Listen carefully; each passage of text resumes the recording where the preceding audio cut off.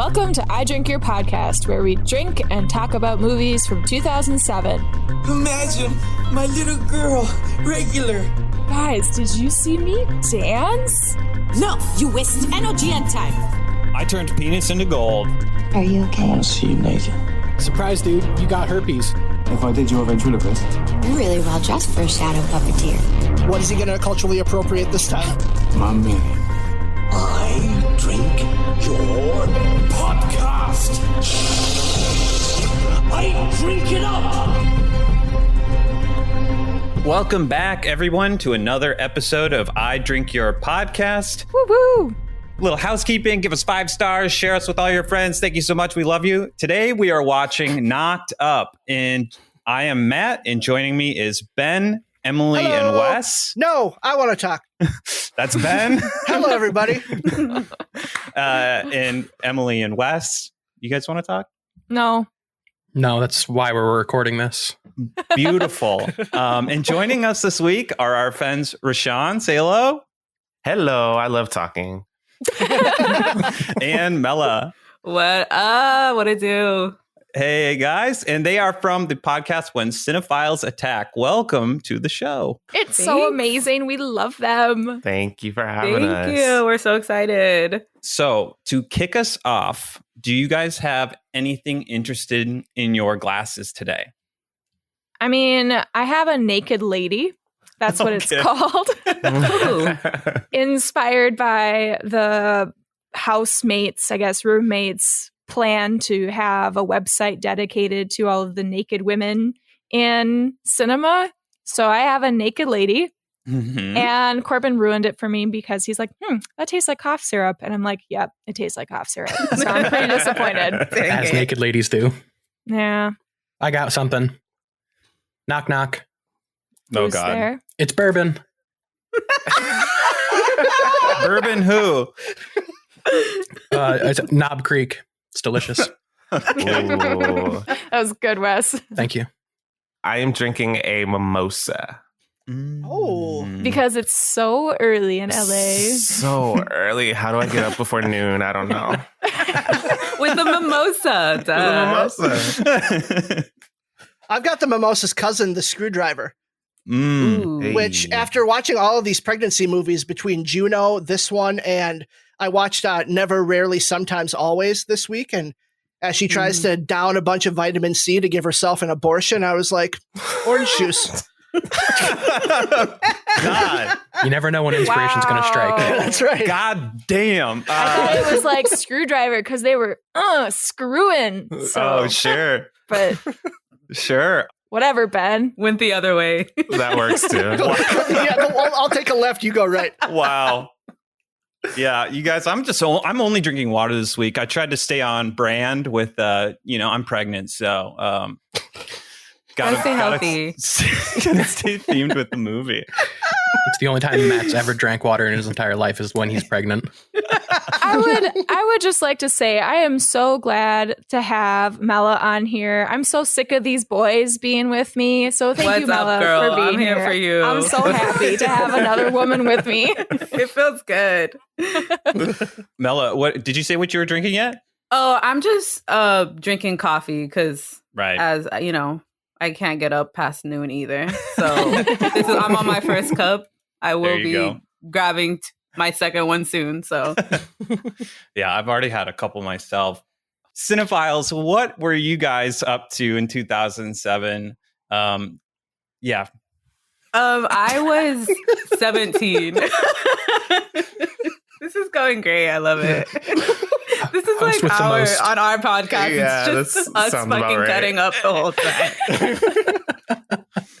So in 2007, I was 17 and I was in a very bad rendition of Grease. Ooh. I was Rizzo. And the whole play was double cast. So there was like 3 Rizzos, 3 Danny Zuko's, 3 of everyone. But it was like such a great time that like 10 years later, you watch the VHS of you in Greece and you're like, why the fuck was I in front of a crowd doing this? This is awful. They had cut Rizzo's like most important song when she's like, I'm pregnant, I don't know what to do. Because it was promoting teen pregnancy. And we didn't want to do that in the show Grease. So our whole production, our whole cast like had a strike about it. And I was thinking about it the other day and I'm like, well, I mean, we were like 17 and younger. So maybe it was fine that we didn't sing about that. But all in all, it was a fun production, but it was absolutely trash. Love That's that. hilarious. That reminds me about like censorship because like Ben and I are both teachers and do theater stuff. Yeah. Last year we had our kids do the 25th annual Putnam Spelling Bee. And so we had a boy literally singing about an erection.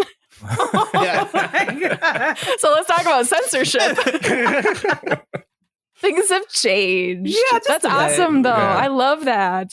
Yeah. And you guys needed solidarity there because you had redundancy on so many different parts where Right. you could just have so many scabs and put together a production. It was like the team of Rizzos like teamed up together and then like the team of Danny Zuko's. Like it was just, we all had to come together at that point. In 2007, I was in New York City. I grew up on the East Coast, and so I moved to New York City to go to school. Big city, you know, what is it? $3, 2 bags, One me. Yep, from Annie. Yeah. Yeah. That was me, red curls and all. And It was a different time. it was a different time. I cut my hair. And I went to school for about 2 years and I lived out there and I did a production of Dreamgirls. It was really fun. It was just, New York is a scary city. Yeah. How long were you out there? About 3 years before That's I pretty good. came to LA. Yeah. Had a few friends who've lived out there and talk a lot about just how much of a revolving door the residency can be, especially for people who aren't from there. Like Matt. Yeah. How long were you there, Matt? 6 years. Oh, And wow. surprisingly, I didn't make it over to LA right after that. What? It seems like anybody that moves away from New York always goes to LA. That's very true. Yeah. I think it's better. They make mimosas out here. So. Right. So tell us about your podcast and how you chose which movies to cover. So when Cinephiles Attack is basically the four of us, myself, Mella, Josh, and Lacey. We all went to school together here in LA, and we argue all the time about pretty much anything. And so one day we decided that we just should put those arguments on the mic. I mean, you bring up a movie and we will all have 4 very different opinions about it.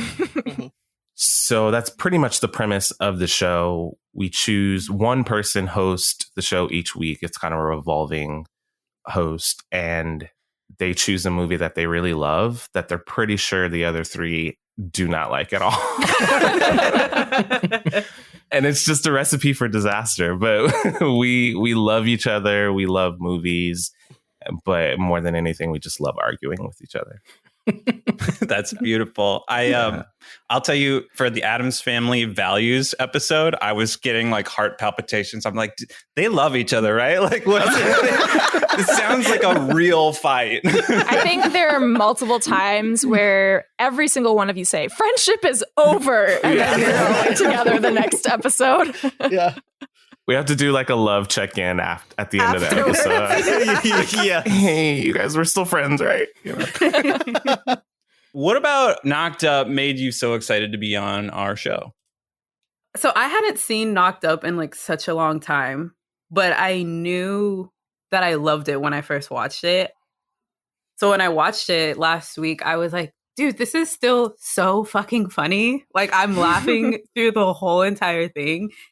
And I have like I'm sure as you guys heard on the podcast, I have a very vulgar sense of humor. So this movie is right on key for me. So it's pretty much just really validating for me, this movie. So I'm just excited to talk about it.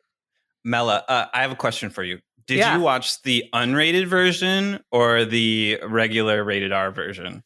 So I think we watched the unrated version because as we were watching it, Ra'Shawn was like, I don't remember these parts. And I was like, I don't remember either, but it just kind of all goes together. So I don't know.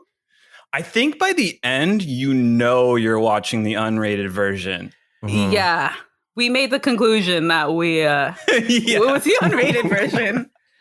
Yeah, I think once they go back to the crowning baby for the third time, I think I was like, yeah, this is unrated.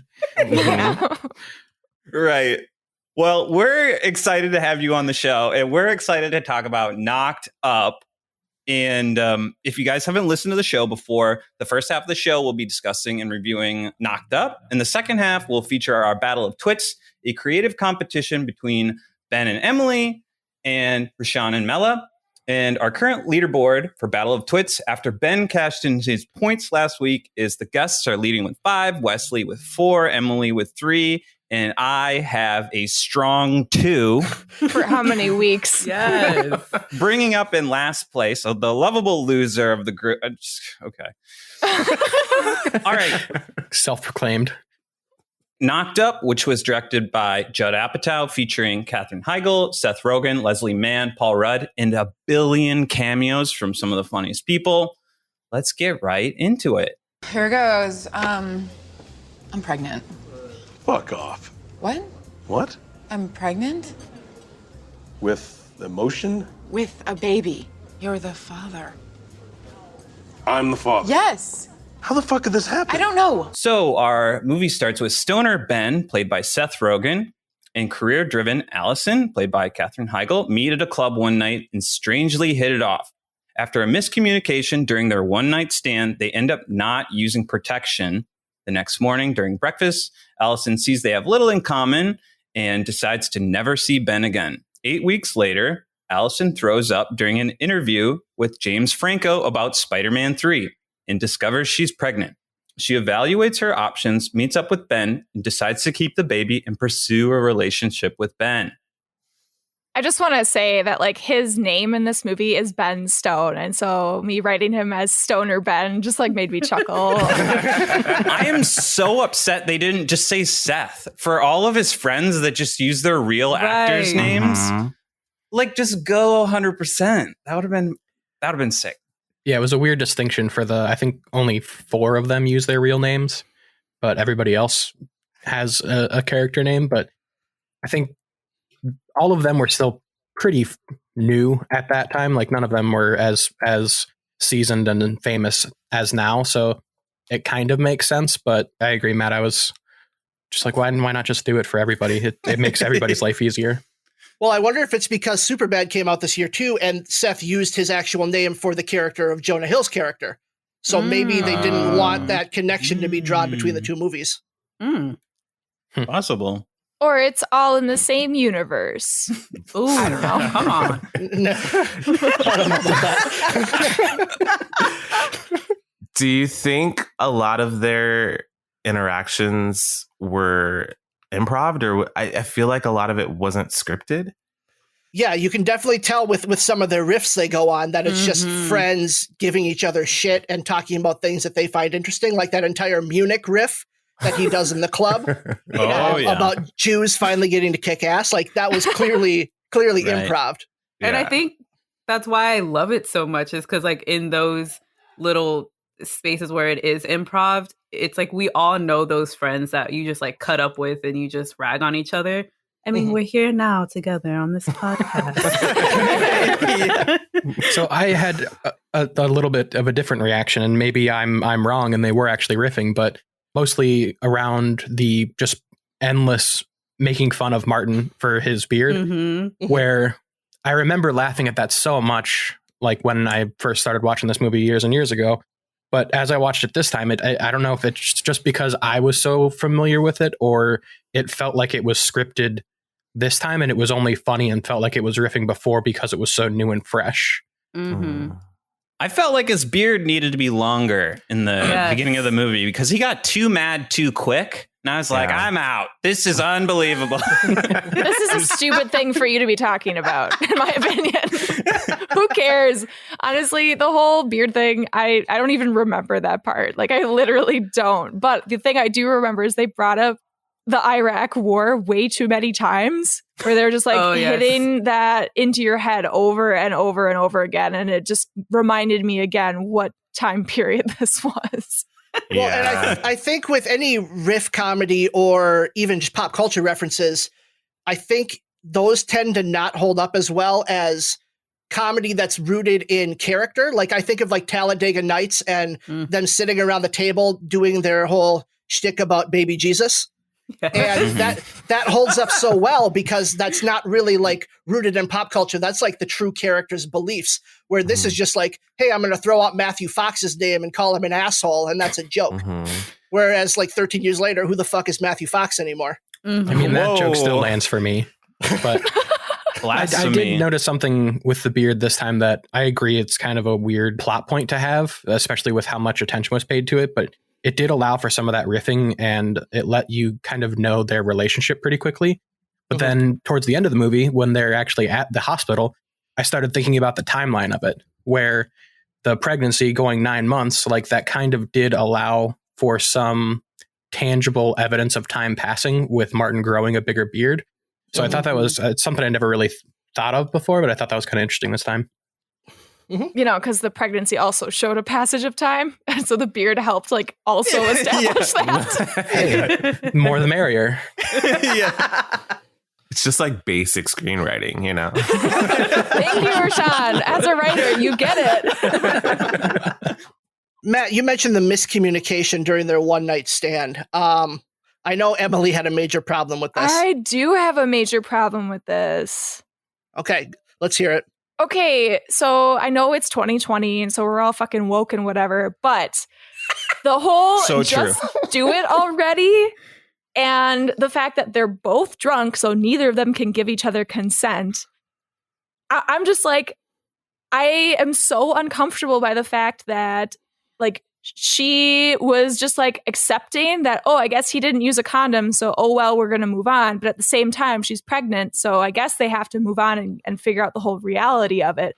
But it made me so uncomfortable that they freak out about it for just a split second and then they suddenly move on. But it's like, how did this happen in as like a part of comedy? Like, oh no, they didn't have a condom, or he didn't put the condom on. Like, and also, who in their right fucking mind wouldn't put on a condom? Like, really? Like, come on. For sure. Andy's not looking at it. Like, what is he trying to do? Like, he's trying to plug in an outlet behind a couch? What are you doing, bro? You know what? It's probably because our education system and all the laws out there, you know, has probably had like an abstinence program. And so he didn't learn anything about sex education. He didn't have the banana and the condom portion of the class. Right. He's never had sex before. Yeah, the whole drunk sex non-consent actually happening, I was like, okay, I understand how that happened. But when they did start discussing when she was pregnant and they started to decide like to pursue that relationship, boy, did that make me uncomfortable with how they were shifting the blame at each other. Like, it didn't make sense to me. And I think you're right, Emily. There was a few moments that I wrote down where I was like, holy shit, I'm uncomfortable. And like, okay, so like all those doctor scenes, like, oh my God. Like with all the OBGYNs or just like anytime? Yeah, you look like your sister. Like, fuck off. Like, I don't need that in a movie. You're next. Oh my God. Speaking of the OBGYNs, we had mentioned that this cast is just phenomenal. A huge cast. So many cameos. And just like those OBGYNs who, some of them are super famous now, but at the time were, you know, kind of starting up. But just getting this one line or, you know, a short scene in a Judd Apatow movie, it seems like it's kind of propelled a lot of huge comedy names in our world today. Yeah. I mean, Kristen Wiig is incredible. Yes. True scenes. Apparently her part was supposed to be a guy. We were reading the trivia for that. And so they were like, no, we should have a woman hating on a woman. That would be funnier, which it actually is. Yeah. She definitely steals that scene where she's so good. I wrote down so many quotes from those scenes, but Alan Tudyk, I think, had my favorite line from the first part of that, which is, go home, step on a scale, write the number down, subtract 20, and then weigh that much. No, we just want you to be healthy and tighter. Tighten it up. Her casual little, I was kind of surprised too. Yeah, we'll see how it turns out. So and then the twist at the end where she's like, maybe we could be friends. I didn't see that coming. Was there anyone else in the cameo role that you feel really like stole the scenes they were in? Bill Hader as the editor always made me laugh. Seeing Adam Scott randomly towards the end, I was like, what? Yeah. Right. I don't remember what he was, but BJ Novak was in this too. I just don't remember what he was. He was one of the OBGYNs. Bill Hader was supposed to be one of the core group of friends, but they told him he couldn't be the part because he looked too old. Oh, how old is he compared to the rest of them? He can't be much older, maybe 5 years older, but he looks older. Yeah, he does have an older face. Yeah. Jason Segel has an older face too. He looks old too. Right. They just put him in a tracksuit so he's hip and cool. Well, then he also played it off as being like the overly confident kind of creepy guy. But he still had some of my favorite quotes in this movie as well. I could do without Ryan Seacrest. Just going to say that. Oh, I forgot he was in this. I agree. Yeah. Always, though, not just in the movie. Holy shit. Just a forever thing. All right. Well, let's play a game. Who would you recast? Oh. What if it was Regis? R.I.P. But Regis would be kind of funny. Like if he was just a dick the whole time. Like we all know Regis as like the loving grandpa. That would have been good. But if he's in good. this movie, he's just a dick. I'd like Dick Clark. Dick Clark. Yes. Dick Clark. I can't believe you even said that name. I know that Dick Clark is one of your mortal enemies. He truly is. You invoked the name of Dick Clark. Let's pull back and go back to the channel real quick. I worked on a show like that when I was in New York. I worked on I shouldn't say it, but I worked on a similar style show. Fuck it. It's People TV. Fuck it. It's not like that. They had all their producers in that room. Like again, took me right out of it. They tried to Hollywood it up for screen, and I don't know. I'm going to throw out Whoopi Goldberg. Ooh. That's a good one. Just her going off for like 2 minutes about how somebody's late, I think would be. Yeah. Yeah, do you want to go back to your green room, have a cookie? Yeah, I'll have a cookie. I love that. Like the cookie was like, yes, that would calm me down, actually. Yeah. Where do babies come from? Where do you think they come from? Well, I think a stork, he drops it down, and then a hole goes in your body, and there's blood everywhere coming out of your head, and then you push your belly button, and then your butt falls off, and then you hold your butt, and you have to dig, and you find a little baby. That's exactly right. At the beginning of their relationship, Ben and Allison have some tension between them, although Ben proposes to Allison, promising he will get her the ring she deserves. Fucking baller move. At the same time, Debbie and Pete, Allison's sister and brother-in-law, are having their own relationship issues, prompted by Debbie thinking Pete is cheating on her from his countless nights away from her. Allison has increasing concerns about Ben's lack of commitment and responsibility, especially after an earthquake when he isn't there for her. So she breaks up with him and goes out with Debbie to a club while Ben and Pete go to Vegas to get away from the drama. What's with the Spider-Man 3 love in this movie? It's Franco. It's just so good. It gets like 3 or 4 references, though. So I wrote that down, and knowing the relationship that especially Seth Rogen and James Franco have, I thought it was most likely due to him shooting Spider-Man 3 probably wasn't able to be involved in this movie.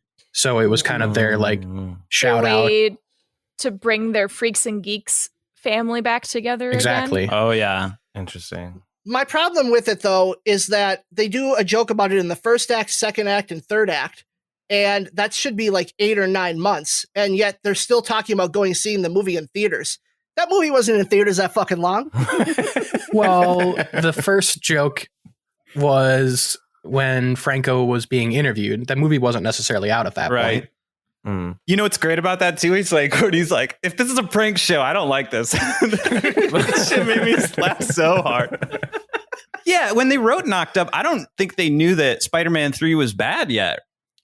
No. You know? No, they definitely wouldn't have.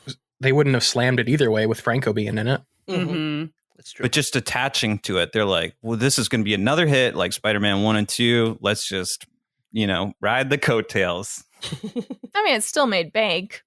Yeah. But whatever. I saw it at a midnight showing. So Nice. yeah. Yes, if you haven't seen Matt's Spider-Man 3 dance that he had to do for losing a Battle of the Twits one time, go check out our Instagram. It's pretty funny. So bad it's good. That's right. Sure. I love Leslie Mann and Paul Rudd. Their Yes. whole storyline is probably my So favorite part of great. the whole movie. It's I mean, so good. they got a sequel out of it. Yeah. So worth it. And the sequel wasn't well received. I don't know if they had issues with the second one. Did you guys like This Is 40? No. I like certain parts of it, but I can't say like as a movie in whole that it was like the best. Right. I just think them as like side characters in this movie just creates such a good ensemble that you love that. But them having a separate movie, you get really excited for it, but then it just doesn't really work once it's a whole movie about them. Right. In Judd Apatow movies, it seems like the side characters are always more interesting than the leads. Mhm. So taking these side characters and making them leads in This Is 40, that luster kind of falls off them because you learn a little too much about them and you Mhm. see more of their flaws and their inability to really function together. And it kind of ruins the magic of what they had in Knocked Up. Totally. And Apatow's kids got older, so they're probably less funny. So funny not in this. true. Not true. Okay, so speaking of his kids, they were one of my favorite parts about this entire movie. Yes. A lot of what they did was like just them being siblings at each other and arguing for real about real stuff in their life. And they were just like getting super into it to the point where like when Maude threw something at her sister, it was like legit like, oh my God, this is like real, us fighting. And Leslie Mann was trying to like go back and forth between being mom and then actual being mom and wasn't quite sure like where this level was, if they were really fighting or not. And some of those lines that they came up with, a lot of it was improv. I just loved it. I don't remember all of the words, but it's talking about like the butt falling off and this is how the kid comes and you have to scoop out and find the baby. Yeah, I'm like, that was so good. Yeah, I think one of my favorite parts was in the very beginning where the two girls are trying to wake up Paul Rudd and the younger daughter is like slapping him right in his like upper thigh area. And you can see like the last slap gets really close and that's what wakes Paul Rudd up. But you can see the older daughter like look straight into camera like, oh my God, she almost just Paul Rudd in the balls. The fact that she wants to listen to Green Day is Oh my God. yeah. Like, what do you mean? What other parts of this movie did you guys really enjoy? Like, what were your favorite parts? It's weird because I think a lot of what propels like the main relationship is Leslie Mann and Paul Rudd's characters, which is kind of weird for a romantic comedy. Like a lot of their conflict comes from their disagreements over what their friends are arguing about, or her sister, I guess. And so for a while I was like, do you guys really have problems, or should you just get away from this married couple who are, they're showing you like what your future could be, and you guys are seeing that and like measuring yourself against it. So I really liked all of the arguing between the married couple, but then when Seth and Katherine start arguing, I was like, I wish you guys weren't arguing as much. I think the whole scene in the car when I can't remember. I think they're driving to a doctor's appointment. It's Allison and Ben, and she's just like fully hormonal in a hormonal rage. And she's like, get the fuck out of my car. And he's like upset, but like knows that he can't like fully go like out of 10 because she's pregnant. And like, even though he gets out of the car, like she still is stopped and was like, can I come back in? And she's like, no, get the fuck out. And he's like, all right, peace. Like, it's just so good.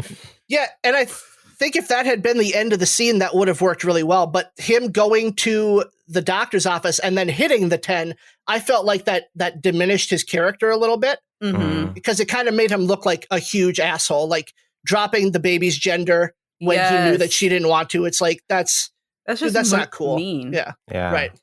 Yeah. There's a few times when Ben's character kind of steps out of what I think they wanted it to be. I think oftentimes, especially during the beginning when she's finding out about him, he just seems to be oblivious to how much of a burnout he is. He's like, hey, we're making this website. It's called Stars of the Flesh. It's like, nobody would do that on a first date. I have $900 left in my bank account. Right. Yeah, I don't make money. I'm an illegal citizen. Like, it doesn't, like, you're dropping all your red flags right away. And it's like, he was oblivious. So I think there's maybe 2 or 3 scenes where Ben does that, but overall he's very self-aware, very funny. But some of those scenes just kind of sells out his character a little bit. I like that there are moments when you can tell that he's actually, like, it's Ben and Allison, but Seth is actually making Katherine laugh, and it's really genuine. I think there's a part at the bookstore where they're buying all the books, and she just like bursts out laughing out of something he says, and I'm like, oh, they're really nice together. Like, do another movie, but I know they don't like each other. So nobody likes Katherine Heigl anymore. I like Katherine Heigl. I don't think I anything her anymore. Leave Katherine alone. Let her live. Like, okay, wait, what is she in? I've seen 27 Dresses like years ago when I was in middle school or something, and I've seen The Ugly Truth. I think, is it Gerard Butler's in that? But I think those are the only movies I've seen with her in. And I just am like, you're not great. You're not terrible, but Her big role was Grey's Anatomy. So, oh, that's why. Yeah. I haven't seen Grey's Anatomy. Ooh. So you're Emily. Ra'Shawn, I know we're new friends, but I'm going to come at you here. Oh, no. Do it. Katherine Heigl is terrible. No, don't say that. In this movie and in most of her roles. Damn. Have you watched Grey's Anatomy? I have. I watched the first 5 seasons. I think I stopped when she started having sex with the ghost. Oh, I can't really argue with that. The best part. What? I was counting on you not having seen Grey's Anatomy. But I feel like this role is really thankless because she's not that funny in this movie, and she's not given any of the good lines in this movie. True. So I don't know if it's her fault that she's not good in this movie, but this movie almost would have been better with literally any other leading actress in Hollywood. I think they could have brought more, because there's something about Katherine Heigl that I find to be very off-putting, and that unlikability that we talked about her having, I think it comes through in this character when it shouldn't. Yeah. You don't think that was intentional? I mean, they went through a lot of different women to cast this role. Like Anne Hathaway was one. I can't remember the names of multiple other women, but they went through a lot of women before they landed on her. See, and I think Anne Hathaway is a perfect cast there because she's this nice girl of Hollywood, or at least at this time had that reputation. Whereas Katherine Heigl had this reputation of being kind of difficult to work with. Not yet. I think it was like right after It was right after this. Yeah. Was the Grey's Anatomy shit that went down? Yeah. So, okay. Just to paint a picture for everyone listening, she wins the Emmy for Best Actress for Grey's Anatomy in 2007. And then the next year, she gets nominated again, and she goes and redacts herself from the competition, saying her role didn't support being nominated, and she wanted to see a woman whose role did elevate, and she wanted to see somebody else win. And that definitely pissed off Shonda Rhimes, writer of Grey's Anatomy. And she also had some other things to say about Knocked Up, which I kind of agree with her. You know, she said it was a little sexist. It paints women shrewd, humorless, uptight. So I don't know. I'm a little conflicted about it, specifically in this role. She read the script before she took this role. Why would you bite the hand that feeds you by even coming out and saying something like that? Like, you knew it was sexist before you even started filming. This isn't some revelation like she showed up and the script was completely different. Well, you got to look at Judd Apatow, Seth Rogen. This is a career maker, right? She got paid $300,000 for this movie. And then I think the next movie she did was, Emily, you mentioned 27 Dresses. Is that the correct movie? That was a payday for her. She made millions of dollars for that movie. I feel like maybe the experience of being on the set and being with all those funny people and Leslie Mann and Judd, and then seeing the movie and seeing how she came across, because there are moments when Allison comes across as a very, I guess, like a shrew. I hate using that word, but like there are moments where you're like, well, she's wrong. Like her and Leslie are nags. And you see that after the movie comes out and you're like, well, fuck, I look like a piece of shit, so she speaks out about it. And then Judd and Seth are like, what the fuck? You just did this movie. I thought you were happy. Mm-hmm. Right. Mm-hmm, mm-hmm. But I do kind of agree with Matt and with Katherine Heigl that I think there are parts of this movie that don't treat women as evenly as they treat the guys. The guys have a little bit more of a chance to be fleshed out than the women do in the movie. I kind of agree with both sides, and I hate doing this, but devil's advocate here in my brain. I don't really like Katherine Heigl as an actress. I don't think she does a really fantastic job in this movie. She does fine, perfectly adequate.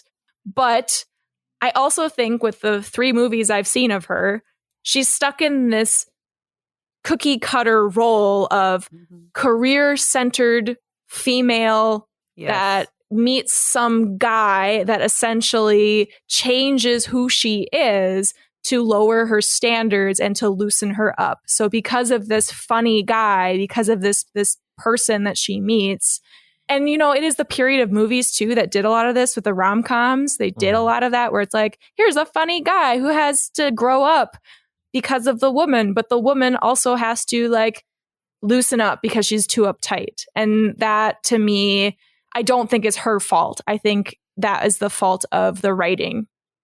In the time period, I'm always so scared to watch all of these mid-2000 movies because this movie is definitely sexist, but I would say it's even more homophobic. There's so many jokes that are just throwaway lines about like being gay or, having a dick or, this movie made me uncomfortable quite a few times with that. And while I'll say I still overall liked the movie, it definitely suffered from that problem for sure. Yeah, I agree. There are moments where you're like, I can see in a crowded theater, everyone laughing and me just kind of like shrinking down because sure, it's funny, but was it necessary? Yeah. Right. Yeah. And now watching it back, you can say like in 2020, I can say, fuck that joke. What do you look like? I shouldn't have gone in there. Don't go in there. Promise me you don't go in there. Me go in there? That's the last fucking place I want to go. Like, I'm going to go in there. Try getting a boner now.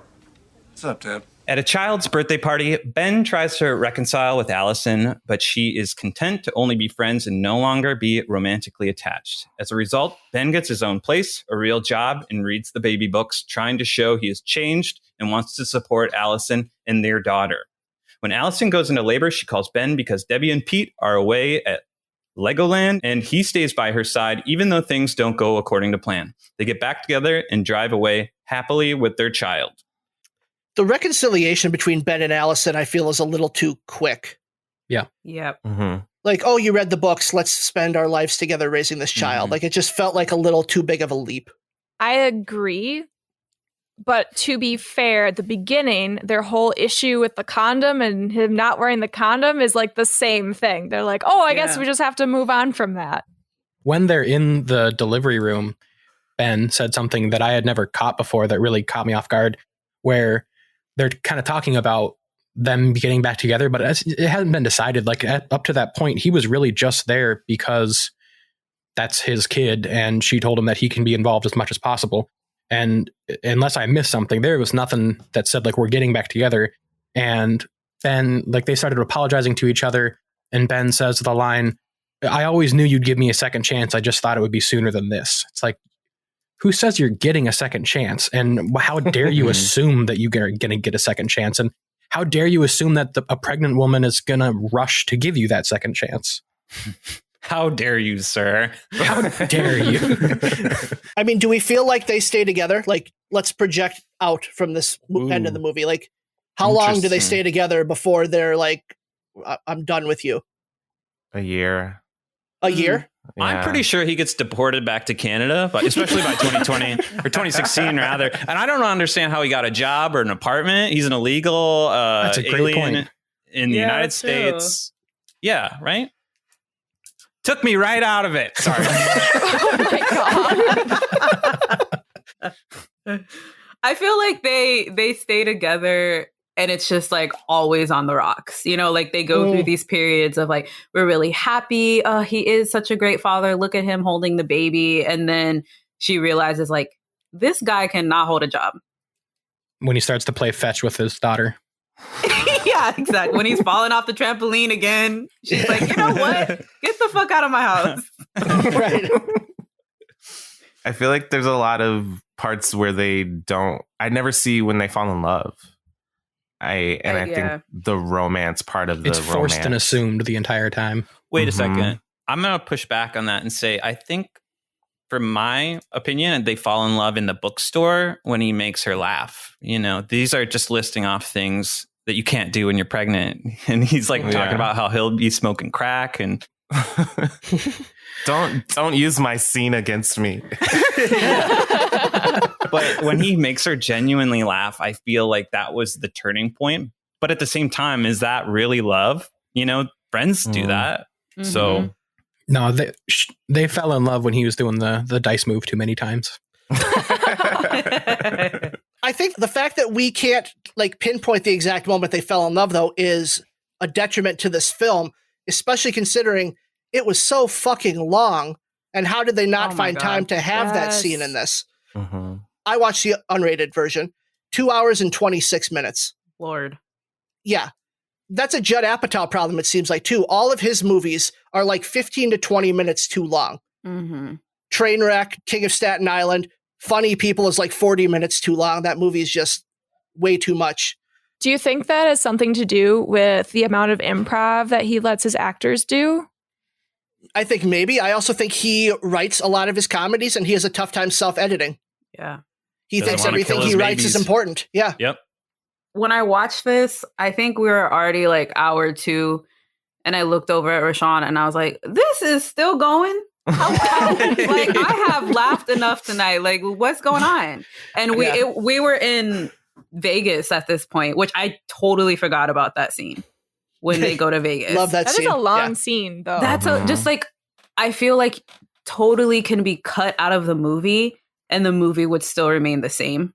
Mm-hmm. Like they could talk about how we went to Vegas and we did shrooms, but at this point, at 2 hours, I don't want to see it anymore. It's just too long. And it's what you said. I feel like Judd Apatow, he writes and he's like, you know what? This shit is funny. Let's film it. And then it's in the movie and we're like, damn, I'm tired. You know, like. Especially like the Cirque du Soleil stuff. Yeah. Like none of that was important. Like you already know that they're tripping. Like there is a like come to terms with your own life and realize what's important to you in that scene. But other than that, like there's no reason to have most of that. Although Paul Rudd sitting on chairs did make my day. Judd Apatow filmed 1 million feet of film for this movie. Wow. Just a number to throw out at you. I have no idea what that means in terms of hours, but I don't know that's what that a lot means of fucking feet. But it sounds like a fucking lot. I feel like this movie had a bunch of those scenes, like the Vegas scene, where they just wanted to go on vacation. Like they went to the theme park in the opening credits, and I was like, did they do that just to go to the theme park? Mm-hmm. Probably. Did they go to do that just to go see Cirque du Soleil and go to Vegas and film them at strip clubs and be like, now that's how you get pink eye. All right. And Stormy Daniels was in there.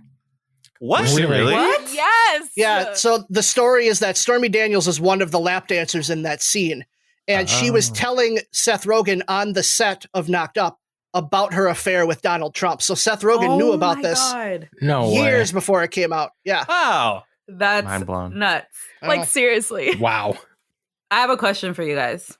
Yeah. If I said, let's go to Vegas tonight, is everyone going to wear a suit on a 5-hour drive? Because I definitely thought about that. I mean, it's a little bit longer of a drive for us, but yes, that's we're wearing a suit the entire time. Well, from LA, let's just say you guys are here with us. I think you got to get in the mindset, right? Yeah. Right. You don't want to roll in and then have to change. That's true. You just want to get in there and get fucked up. Yeah. Yeah. But that's a good point. You get all sweaty and gross. I've never been to Vegas, so I don't have an answer, but I'd probably be wearing sweats or something comfortable. Right. Oh, absolutely. Mm-hmm. Yeah, I'm going to want to snack on the way. What if I get crumbs Exactly. on my suit? Yeah. Yeah. And how stupid are you guys going to feel when you're in the gas station in your suit or your dress all nice and you're getting gas on the way to Vegas and everyone's like, who are these fucking weirdos? They're going to Vegas, obviously. Like, we're going to Vegas, mind your business. 5 hours is a long time to be using only swingers and hangover quotes too. Like that'd get a little old. Vegas, baby! And it's like hour 4 and you're like, shut the fuck up, Matt. Okay, so we generally liked this movie, even though that there were like a lot of problems with it, right? Definitely. Yeah. Okay, Yes. so I have just like some favorite quotes of mine from this movie, and I know that I love the kids in this movie, but Jodie, played by Charlene Yee, is actually my favorite part of this whole movie. So apparently she had never been high before. She didn't know her character was even supposed to be high. She was just like riffing, and she was only supposed to have one line, but Judd Apatow loved her so much that he just let her talk. So all of her stuff that she said was all improv. So for example, you must be angry at the baby for stealing your food. Oh, this is mine, not yours. It's just like her laugh. And I'm like, this is so cute. And then she's with Katherine Heigl and she's like, you want to trade boyfriends? Ha ha ha, just kidding. Ha, kinda. And I'm like, this girl is so fucking crazy and I love it. And I don't know. There were parts of this movie that just made me laugh so much. And then also learning that a lot of the stuff that happened, plot points, were things that happened for Leslie Mann and Judd Apatow with their first kid, Maude. So like, for example, when they were arguing and Allison throws Ben out of the car, that actually happened with Leslie Mann and Judd Apatow, which I just think is so funny. You can totally see it. Like, I can see Leslie Mann doing that. Oh, yeah. So one of my favorite quotes from this movie was right near the very end and is a little edgy, but it got a real genuine laugh out of me because I didn't remember it. It is Jason Segel's character when they're in the hospital, when she's crowning, and he says to everybody, granted, gynecology is only a hobby of mine, but it sounds like she's crowning. Isn't that right, Debbie? Right, Debbie? His relationship with Debbie is so random and so funny. Yeah. You had asked about cameos earlier, and I forgot to say that Craig Robinson as the bouncer, just everything about him, the lines, all of it. Chef's kiss. So good. So good. It's too old as fuck. But not for this world. I forgot about that scene. Just for this club. So good. Yeah. I mean, my favorite quote is just when she tells him, Ben, I'm pregnant, and he goes, with emotion? that line just gets me every time. But it's preceded by, I'm pregnant, fuck off. And then the Back to the Future riff that they do. Yeah. Oh, about yeah. going back in time and sucking each other's dicks. And he's like, who needs a time machine? Yeah. I think it's during their argument, or it's when they're having sex and she's pregnant. And she's like, I don't want you like looking up at me. It's just all like National Geographic. Yeah. He's like, do you want to do a doggy? And she's like, no, I do not want you to fuck me like a dog. I'm not fucking you like a dog. It's a style. We don't have to go outside or anything. Okay, well, I'm glad to know that, like, even though there are lots of fundamental problems with this movie, like, generally, it was still funny. We enjoyed ourselves, right? Definitely. These are just a few of our incredible thoughts. My observation segment this week is going to be a little different because I've literally just seen this movie too many times that nothing really jumped out at me or like seemed new or weird. But he can't remember the sex at all, but he can recall a play-by-play of the exact conversation about putting on a condom. It really seems like he really didn't want to wear the condom. Am I right? Great point, Wesley. Yeah. Oh, I didn't think about that. Yeah. As soon as he started relaying it, I was like, I call bullshit. Something smells fishy. But on the outside of this movie, I will never forget watching this with Ben, our friend here on the podcast's brother in real life, when Ben in the movie breaks his giant bong. The true horror that went across your brother's face, and he cried out loud. And we can ask him for sure, but I'm pretty sure the exact quote was, "Yo, no, that bong was so expensive." Wow. Dad joke. What do a pregnancy test and hummus have in common? What? Chickpea. Oh, you got me good. So Wow. good. Well done. Oh, fuck. I have a microphone and you don't. So you will listen to every damn word I have to say! Well, we already talked a lot about like the sexism piece in this movie, but I'm going to double down and rant about it anyway. Yeah. So Matt already talked about how Katherine Heigl was quoted as saying how this movie paints women as shrews, that they're humorless and uptight, and it paints the men as lovable, goofy guys. And like I said earlier, I think this is just a trend in the knots of the decade. And I think for me, Allison's character is such a blank slate and really inconsistent with who she is that they didn't allow her to grow as a character. Like there was no growth for her as a person. And I felt like this movie was all about Ben. It was all about this guy making changes for this woman, but also improving himself and figuring out his life. But at the same time, Ra'Shawn, you brought this up about how Seth Rogen's character gets all of these really hilarious lines. And even when Katherine Heigl's character gets like a little bit of some humor, Seth Rogen just like plows past and just has like 50 more one-liners on top of her. And it drives me nuts that there's this trend of men being really funny in these rom-coms and how they're getting all of these laugh lines and Heigl's character would just laugh at him. And then the other big problem that I have with this movie is that even though I also really like Pete and Debbie's relationship because it did kind of model real life conversations, I think, with spouses sometimes.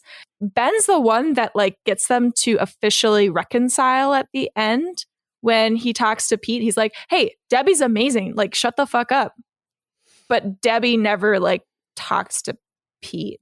You know, they just are showing us that they have moved on. And so to me, that just kind of shows Debbie as this naggy person, you know, this naggy woman, wife, and doesn't like show her fleshed out as a character either. So really, those of you that are write characters with real backstories and real emotions and real character development, because when you just have these empty people, it just comes across as sexist. The end. Wow. You triggered some. I mean, like, I triggered you. No, not triggered me. You triggered something in my brain when, like, I know we talked about her being a blank slate, but like even on the cover of this film, Seth Rogen is on a green background by himself, right?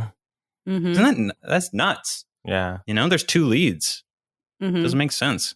To ask, do you think if, even though I love Katherine Heigl, sorry, Ben, do you think if they had put him opposite a comedian and that's someone that was able to kind of go back and forth with him, that it would feel a little bit more, that it would feel a little more equal because she's an actress. She's not really like comedy based. So she just kind of probably stuck to the script and he's just like off in space doing That's a good point. riff heaven. And but I mean, her character was also written as a professional in Hollywood, not necessarily somebody who is funny. Like her career isn't about being funny, and I guess his isn't either, other than the fact that he's a loser. Right. So he kind of doesn't have to be professional. Yeah, but I guess to both of your points, maybe a different actress. I'm not saying I agree with you guys, but if I appreciate the meeting halfway. Well, Mella and Ra'Shawn, do you have some final thoughts about how you felt about the movie? As we said, I really like this movie, even though we have like our nitpicks about it. That's going to happen just because, you know, not all the time do comedies age super well, but it is really funny. I think that it's funny, but also grounded, which is sometimes really hard to do. And I think it's a little too long, as we talked about. There's a lot of things that could be cut that I think it would make it tighter and still work just as well. But it does have time to like flesh out all these characters, all the cameos that we love. And we get like a sweet little ending, which is a baby. So I would give this movie 7 out of 10 baby Bjorns. Okay. The greatest baby accessory that you can buy. Absolutely. I'm sure. Want one. Ra'Shawn, did you have something? Oh yeah. So I think Knocked Up is a pretty special movie. I think it manages to give somewhat equal love to both of the leads and the whole ensemble. I do think it is kind of rough around the edges, but I think that's part of the charm of the movie, because you don't realize at the end of the movie that you've spent so much time with all of these people and you really root for them and you want them all to find happiness.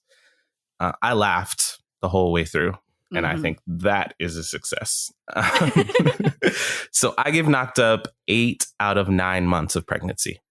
Ooh, nice. Yeah. Although, according to my sister, 8 months of pregnancy and even 9 months of pregnancy is the worst. The worst, yeah. I took an extra month. I was a little late coming out, so apologies to my mom.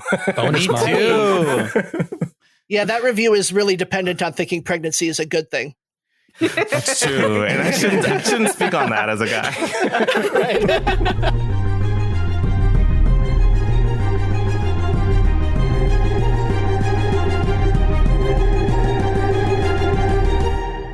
Hey, gang, let's play a game. Battle of the Twitophiles, attacking your drink podcast. Love it. Pretty proud of that one. Come on, meshing names. I love it. Today will be an extra special tag team bout between some of our most worthy adversaries yet and some knuckleheads from our show. There will be 4 trimesters of questions. Yes, I know that is not how that number works, but it's a pregnancy joke. Trading blows like Ben's ideal second date from the movie, not Ben on this podcast. Each round will pair a new combination of competitors to make sure everyone gets pregnant with emotion. The winner of each round will get 1 smiley face on a pee stick. Second place will get 0 negative results. I will be more easily impressed by the more creative and pink eye based answers. So, Twitophiles, are y'all ready? I'm so confused, but yes. What does a smiley face on a pregnancy stick mean? I think couldn't remember, but that's why I left it ambiguous. But yeah, I intentionally jack up my intro as much as possible every time. So, Ra'Shawn, Mella, do you have any questions before we get started?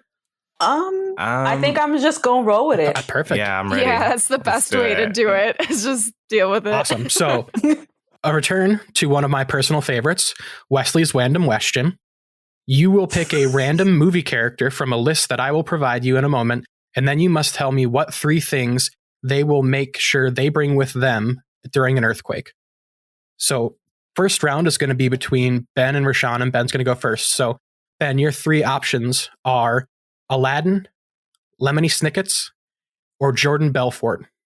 I'm going to go with Jordan Belfort. Nice. All right. So, you got about a minute. While Ben writes his hopefully hilarious answer, Mella, Ra'Shawn, either of you, feel free to jump in wherever, but anything you guys have been watching recently? So it was Halloween, and I watched a movie called Vampire in Brooklyn. I've never heard of that. It is wild. It's directed by Wes Craven. Okay. He did this right before he did Scream. And it stars Eddie Murphy, Angela Bassett, John Witherspoon, and it is Eddie Murphy as a vampire. That's ringing a bell Brooklyn. And he plays it pretty straight. He didn't want to, go the comedic route. He wanted to be scary and intimidating. And Angela Bassett is a cop that he tries to seduce and romance. And it is one of the craziest movies. You have to see to believe. It's so 90s, but it's so Eddie Murphy.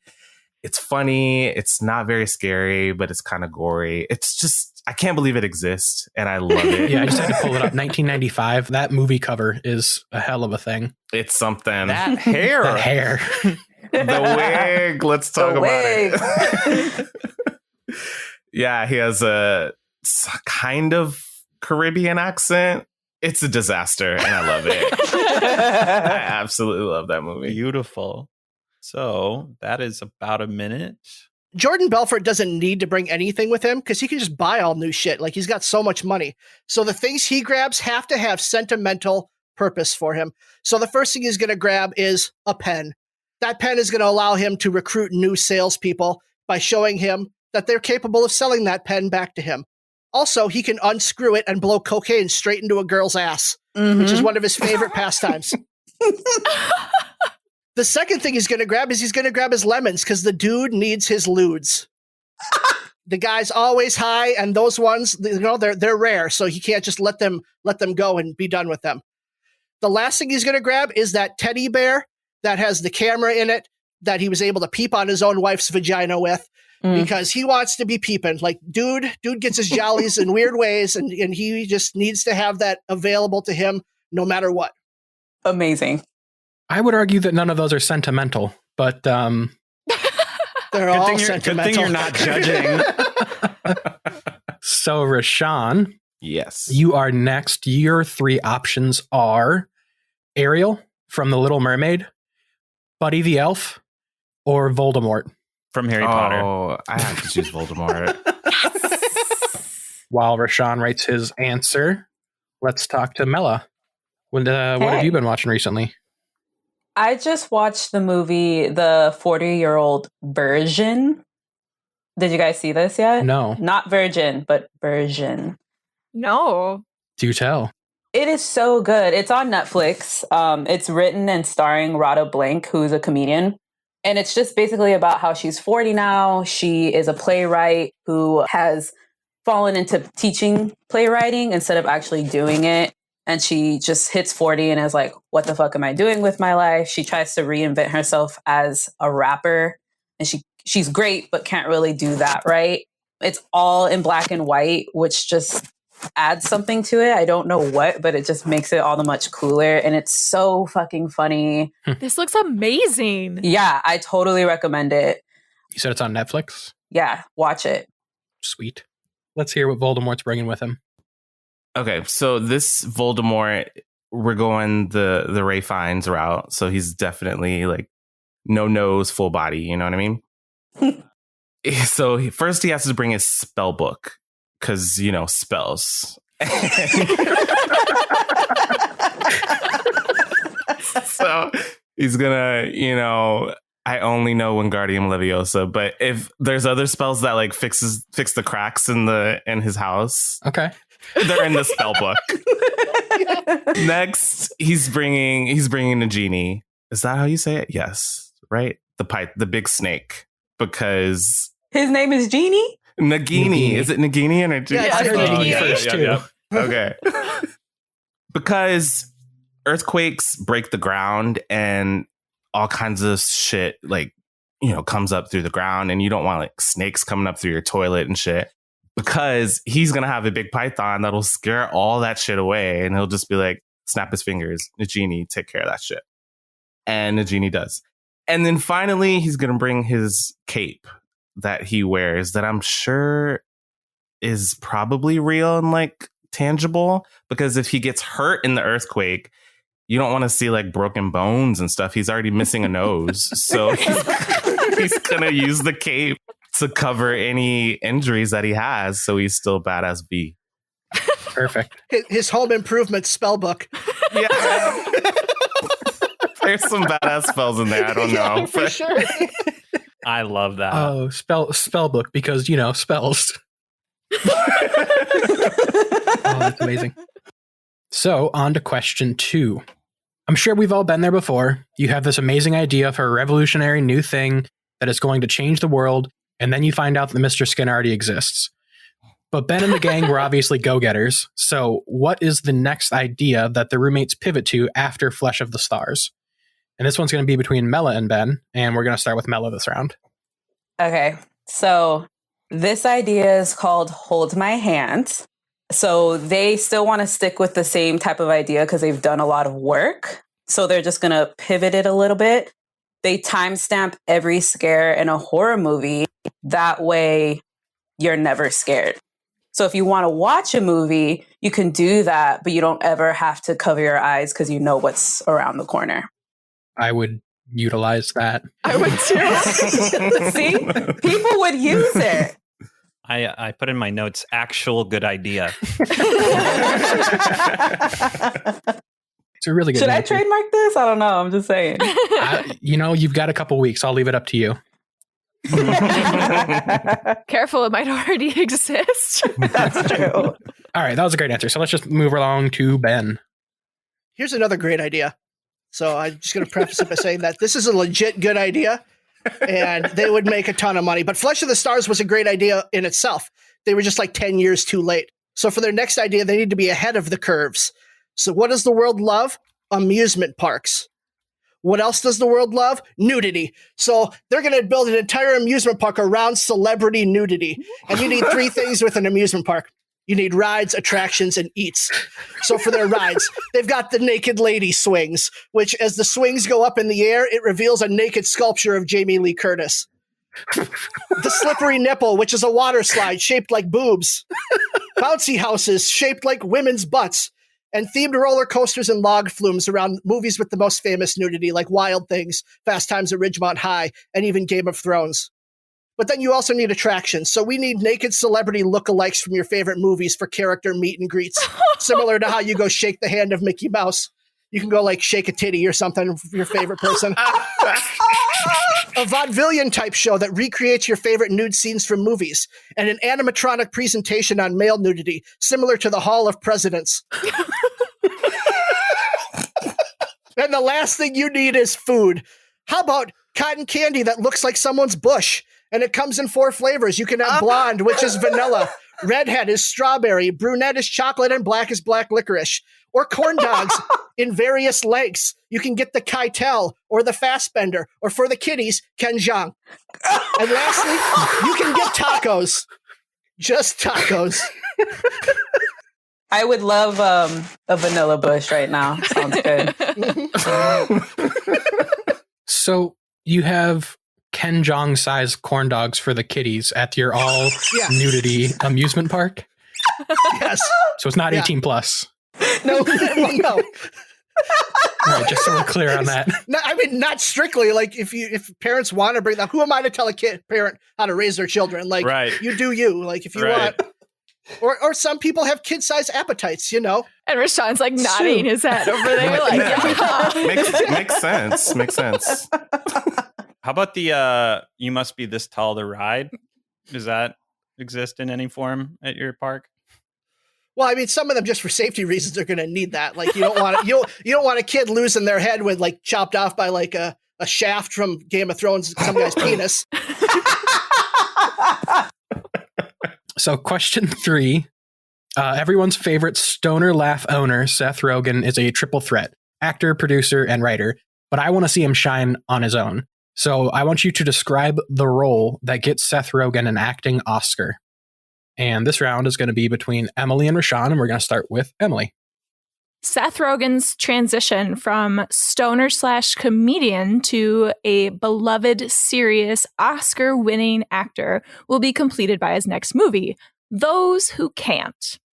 In a movie paralleling Robin Williams' move to legitimacy, he will play the laid-back and popular teacher in a diverse community where students chill in his room after school each day. When a hate crime in the community sparks a conversation about race and police brutality, Seth Rogen's character will have to learn how to support his students as they become activists and take a stand in their own beliefs. So within this movie, Seth Rogen would write, direct, and star. He has the expertise and experience to handle a dramedy's script and message, considering his own role as an activist. He has also mastered the lovable doofus character, and him being a cool teacher reaching a turning point in their life and career would fully encompass his growth as an actor. The role will also give him those highly emotional scenes that Oscar voters will eat up. Emily, are you aware there's a Those Who Can't About Teachers It's a Comedy on True TV? Yes. Okay. Oh, yes. We are aware of that. Okay. I didn't pick the title. Ben picked the title. I had the idea. So then that means we're going to hear Ra'Shawn. Who loves Silence of the Lambs? Everybody. So I think Seth Rogen will win an Oscar for a Hannibal Lecter style serial killer in one of David Fincher's later films. He's a notorious murderer who's been kept in a solitary confinement, and Rachel McAdams and Michael B. Jordan have to visit him and pick apart his brain to solve a string of brutal killings. In the same way that Albert Brooks stripped away his persona in Drive, Seth Rogen will do the same, using his laugh in a chilling way while he reluctantly helps the new detectives solve the crime. It'll be titled Eclipse. Okay. Are you aware that there's a Twilight movie called Eclipse? Same name, slightly related. I have one thing to say. Go fuck yourself, Ben.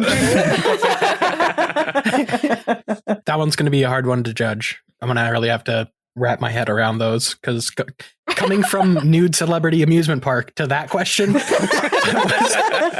that was a roller coaster, pun intended. So we're just going to go to question 4. Some of the best cameos in this movie came from the wide array of medical professionals needed when having a baby, or so I'm told. Describe an OBGYN that was so bad that they didn't even make the montage. And question 4, our last question, is going to be between Mella and Ben, and we're starting with Mella. Okay, so I want you guys to picture it. I'm going to close my eyes. Yeah, close your eyes if you must. It's a one-armed doctor. And where the other arm should have been, it's a little thumb, because the arm didn't fully develop. And the doctor always makes thumbs up puns.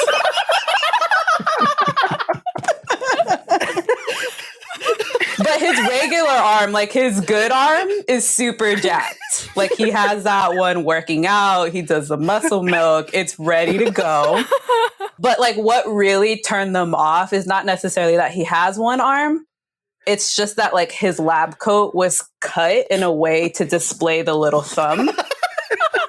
And the little thumb has a thumb ring on it. So he's super proud. He's not trying to hide it. And I imagine that this would be played by Chris Elliott. Oh, that's great casting.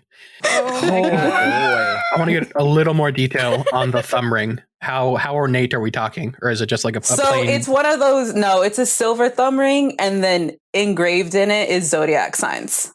Because he's like super into astrology. Perfect. All right, Ben. It's definitely not Ben. It's definitely me, but mine's a little long. I'm sorry, but I got to paint the picture with my words. So after many hours away from home, an endless search, being exhausted all day by this thing growing inside of her, Allison and Ben finally get to one of the best reviewed gynecologists in town. They meet this middle-aged but abnormally hairy guy named Dr. Thomas Greenwood. And the thought of his pube-like knuckles poking around her vagina creeps Allison out. But she ignores those thoughts because, of course, he's wearing gloves. And she's also been so picky during the day. After the preliminary chat in his office, Allison determines Dr. Greenwood seems like a knowledgeable doctor. But she keeps thinking she's hearing him say pagina and pulpa and peri. But she assumes it's because of the long day and exhaustion. Ben locks eyes with her and shrugs. It could be worse, he says. So then Dr. Greenwood's nurse shows Allison and Ben to the exam room, and they are waiting. Allison notices a few photos of his family, but when looking closer, she thinks that she sees some of these family members seem to be made of plastic and felt and fabric. Are those puppets? Does he have photos with puppets? Allison tells herself, no, that's pregnancy brain. Those are people. And then Ben points out Dr. Greenwood's certificate of achievement from what looks like his most recent training. But wait, it says most improved in the art of ventriloquism? Oh no.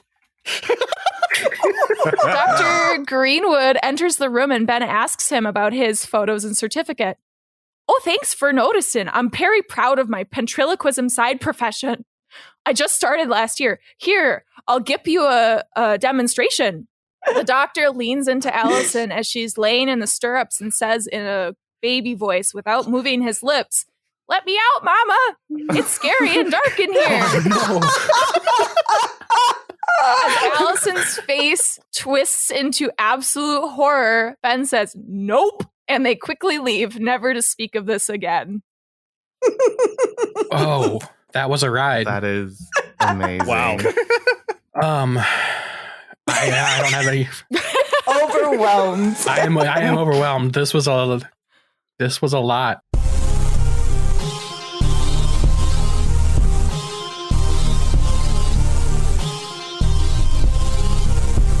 I had high expectations going into this because of what I've heard on your podcast, When Cinephiles Attack, and I was so not disappointed. This was incredible. So thank you just for up front. Yay. Breaking it down by each question. So question 1 was the objects that the random characters that you chose would bring with them in an earthquake. Ben chose Jordan Belfort. So you kind of made the case that he could buy anything and that it needed to be sentimental. And then the pen was your first answer, but you didn't give any reason. Like, I understand why a pen would be important to him, but not why that pen was sentimental. So I think if you had done that, it would have landed a little bit better. And Ra'Shawn, because, spells. And I also like that, tough to beat. that he's so vain that he has to bring a cape with him just in case he gets injured so that he doesn't show his weakness, was just really smart. So it was a close one. We're giving that one to Ra'Shawn, though. Question 2. Very nice. Very nice. Where do you pivot after Flesh of the Stars? Mella, again, it's just a really good answer. I want that. And I don't know, you probably don't know that most of us on this podcast don't like scary movies. No way. Yeah, it hit home. Like, it's just a really good answer. I really liked it. I liked how you also included that they had done a lot of that work with the time stamping, so you kind of kept it in that same lane. Ben, to quote Matt, your idea was very fleshed out. And your shotgun approach, they didn't all land, but the ones that did landed really hard. I still have some questions about the underageness of some of your pitch, but that's just one of the ones that didn't land hard, even though the joke landed hard, but the idea behind it was questionable. But that one's going to Ben. Please quit saying landed hard. Question 3. What role is going to get Seth Rogen his acting Oscar? Emily, I really like the idea. It does sound like a story that would definitely be award worthy. And I really liked kind of his transformation from cool teacher to taking it serious, how that would parallel his shift from being a comedian to a serious actor. I thought that was really smart. Ra'Shawn, I think the serial killer Seth Rogen would be amazing. I know he's done some, scarier stuff like with This Is the End. So I think he can do that kind of stuff. But what really hit it for me was the plot device of his laugh being terrifying as the serial killer. Like, as soon as you said that, like, it evoked something in me. I don't know if it was fear or just like being happy that like I could hear that laugh, but know that it was not because he's high, but because he's covered in blood or something like that. So yeah, I just really like that. So that one is also going to Ra'Shawn. Wow. Question 4. The OBGYN that doesn't make the cut. God damn it, the thumb doctor. It was just perfect. Like the sleeveless lab coat with the ring was just the chef's kiss cherry on top. But like the casting of Chris Elliott really, really helped drive it into. Emily, I did like the inability to say V's. It was a really well told, like there was a whole story there. It was good, but I fucking thumb doctor. I mean, I don't know what else to say. It was a thumbs up, if you will. Yeah. So the winner of today is the Cinephiles have come in and defeated us. Congrats, guys. Thanks, guys. Thank you guys for being on the podcast. Do you have anything you would like to plug or some of your upcoming episodes? First off, we're a really new young podcast, which is why we're so grateful that you guys had us on. So I love that we've kind of linked up and supported one another. I think it's awesome. So that being said, the holidays, we're going to do some themed episodes for Thanksgiving and Christmas. And we're going to try to start incorporating some guests. Hopefully we can have a huge showdown with each other. If you guys would be down, I think it would be such an epic fight. Yeah. So we're really excited to grow and find our audience, and we're really grateful to you guys. I just want to also say that after listening to your guys' show, that when I first listened, my first thought was, this kind of sounds like it's us. And like, it felt like listening to a podcast that we did that I wasn't on. So like, I just enjoyed it so much. So just anybody listening, if you enjoy our show, and if you're listening, especially to this point, hopefully you do, definitely check it out, because I think you will absolutely love it. When Cinephiles Attack. Yeah. Go subscribe, download it. Listen to everything. Ra'Shawn, Mella, thank you so much again for being on. You guys were wonderful. And obviously your answers are amazing. Thank you for having us. And to everyone else listening, thank you for listening and subscribing, rating, and sharing us. And next week, Ben, do you have a preview for us? Yeah, next week we are watching Gone Baby Gone, and we'll be having on Nick and Martin, who are the Effin' Nerds from the Effin' Nerd podcast, another friendly podcast that we've hooked up with in these early days of ours. So, yeah, we're really excited to have them on. It's going to be a lot of fun. Awesome. Yeah, it is. The fact that you said hooked up with, I'm just like getting with all these knocked up jokes. Right. That's been Knocked Up. Thanks for listening, everybody. Goodbye. Thank you. Bye. Bye.